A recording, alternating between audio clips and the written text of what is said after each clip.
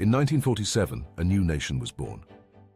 Pakistan emerged from the turbulence of partition, fragile yet determined, scarred by upheaval yet filled with hope. Alongside this young country, another institution took its first uncertain steps, the Pakistan Air Force. It began with little more than borrowed planes, inherited equipment, and a handful of officers trained under the Royal Air Force. Its hangars were empty, its resources scarce, but its purpose was clear: to guard the skies of a homeland only just created. These fragile beginnings, humble and uncertain, would eventually give rise to one of the most respected and adaptive air forces in the modern world. This is not simply the story of jets and bases. It is the story of resilience, of courage, of innovation, and above all, of hope. The first years of the Pakistan Air Force were years of survival. Its fleet consisted of outdated propeller-driven aircraft, Hawker Tempests, Dakotas, and Fury fighters. They lacked modern avionics, carried limited firepower, and were difficult to maintain. Spare parts were scarce, mechanics worked miracles, and every pilot had to do more with less. But these limitations did not dampen the determination of the first generation of Pakistani airmen. They were young, spirited, and aware that their task was monumental. They trained wherever they could, some in Britain, others in hastily established flying schools at Risalpur and Karachi. What the PAF lacked in machines, it made up for in morale. In every sortie there was pride. In every training flight, a sense of duty. The nation was new, its skies undefended, and the PAF's very existence was a promise to its people: you will not be left unguarded. 18 years after independence, the PAF faced its first great trial. In September 1965, war broke out with India. The PAF was outnumbered. Its aircraft were fewer, its resources limited. Yet its pilots were ready. Legends were born in those skies. Squadron leader Alam became immortal when he shot down 5 enemy aircraft in less than a minute, a feat that astonished the world and remains unmatched in South Asia. The PAF defended Lahore, Sargodha, and Karachi with skill that forced even adversaries to acknowledge their bravery. The world press praised Pakistan's pilots as among the best trained and most daring in the region. For a young air force, this was not just a war, it was a coming of age. It proved that courage could balance numbers, that determination could rival technology. But the war also revealed truths. A reactive posture, a purely defensive approach, was not enough. To secure the nation's future, the PAF needed more than bravery. It needed modernization, preemption, and power projection. 6 years later, war returned. In 1971, the skies over Pakistan were again filled with fire. But this time, the circumstances were harsher. The PAF faced a larger adversary, its fleet strained by embargoes and shortages. Many aircraft were outdated, and coordination was challenged by political turmoil. And yet the pilots flew. They flew knowing their odds, knowing the limitations of their machines, but unwilling to surrender the skies. From east to west, they carried out missions with discipline and determination. The war was a painful chapter, one that tested Pakistan as a whole. For the Air Force, it was a lesson carved in difficulty. Survival alone is not victory.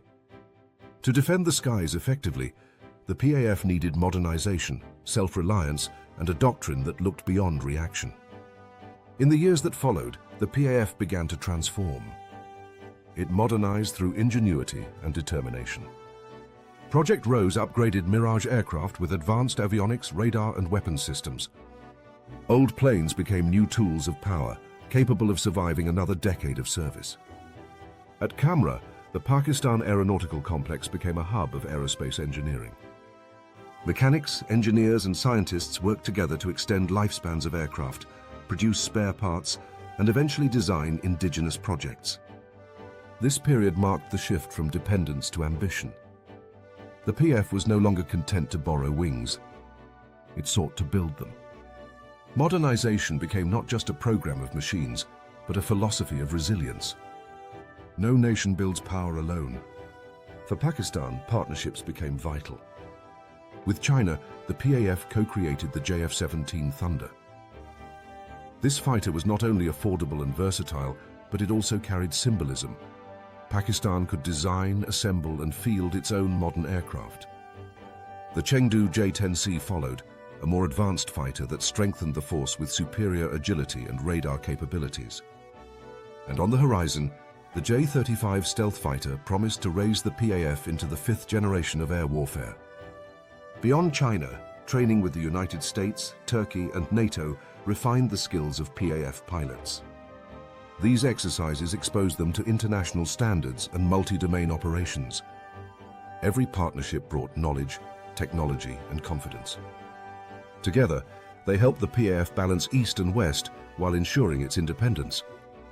Technology alone is not enough. Doctrine shapes victory. The PAF embraced the new concept of warfighting.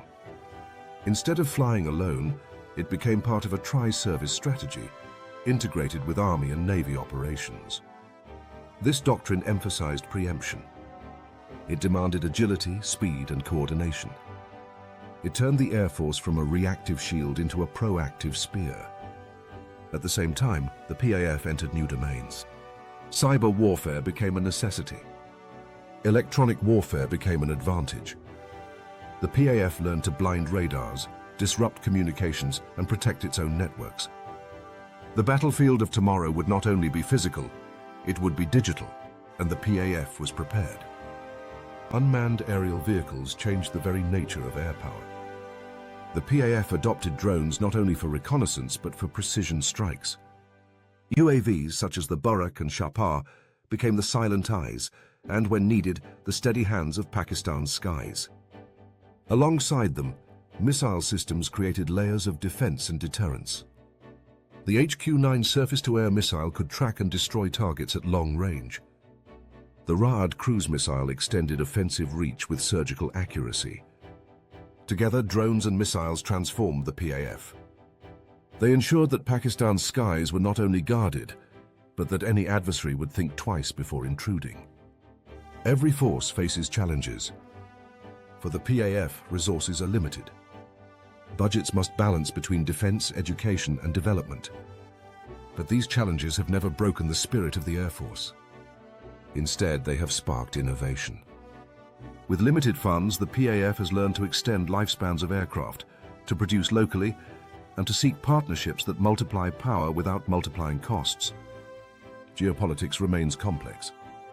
Relations with China, ties with the United States, tensions with India, all shape the choices of the PAF. Yet each challenge has made the force more adaptive, more balanced, and more resilient. The skies of tomorrow hold even greater challenges. Hypersonic weapons, artificial intelligence, sixth-generation fighters, stealth drones, and space-based systems will redefine air power. Through Project ASM and other programs, the PAF is preparing. It envisions fighters that can evade radars, drones that can think for themselves, and weapons that travel faster than sound many times over. This is not ambition without reason. It is necessity. In a region where the balance of power is delicate, Pakistan must remain prepared, not to wage war, but to prevent it. Peace is secured by strength, and the PAF is determined to remain strong. From its fragile beginnings in 1947 with second-hand aircraft and uncertain futures, to today, a force of modern fighters, drones, and missiles, the journey of the Pakistan Air Force is a journey of resilience. It is the story of courage in war, of innovation in peace, and of determination in the face of challenge. It is the story of men and women who gave their lives so the sky above Pakistan would remain free. The PAF has moved from reactive defense to proactive power. It has embraced modernization, partnerships, and doctrine. It has proven that even with scarce resources, ingenuity and will can soar above obstacles. The skies of Pakistan remain secure, and the horizon remains bright. For as long as the crescent flag flies, the guardians of the skies will rise with it, higher, faster, stronger.